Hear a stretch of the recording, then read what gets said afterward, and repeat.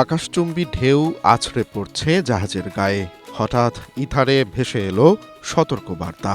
পরক্ষণেই গর্জে উঠল জাহাজের কামান। দিগন্তরেখা ছাপিয়ে আকাশের বুকে কালো ধোঁয়ার কুণ্ডুলি, গগনবিদারী শব্দে মাঝ সমুদ্রে কোনো যুদ্ধ লেগেছে মনে হলেও এটি আসলে একটি মহড়া। জলদস্যুদের কবলে পড়া জাহাজ উদ্ধার থেকে শুরু করে নিখুঁত নিশানায় গোলাবর্ষণ সবই যেন ঝালিয়ে নেওয়া হলো সুনিপুণ এ যুদ্ধের মহড়ায়। বিস্ময়কর এই দৃশ্য দেখা গেছে দক্ষিণ আফ্রিকার সাইমন্স টাউন উপকূলে। সেখানে শুক্রবার শেষ হওয়া ব্রিক্স জোটের ৩ দেশ চীন, রাশিয়া ও দক্ষিণ আফ্রিকার সপ্তাহব্যাপী যৌথ নৌমহড়া উইল ফর পিস 2026-এর আয়োজন করা হয়।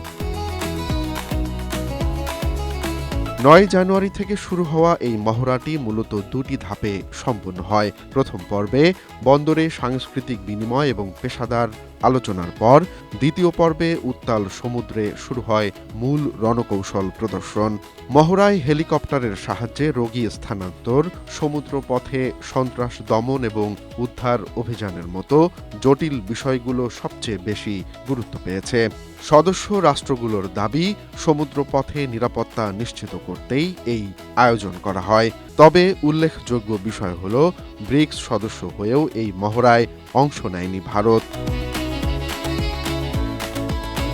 বিশ্লেষকরা মনে করছেন, ভারত মহাসাগরে চীনের ক্রমবর্ধমান প্রভাব ও রাশিয়ার সঙ্গে দক্ষিণ আফ্রিকার এই ঘনিষ্ঠতা বৈশ্বিক ভূ রাজনীতিতে নতুন আলোচনার জন্ম দিয়েছে।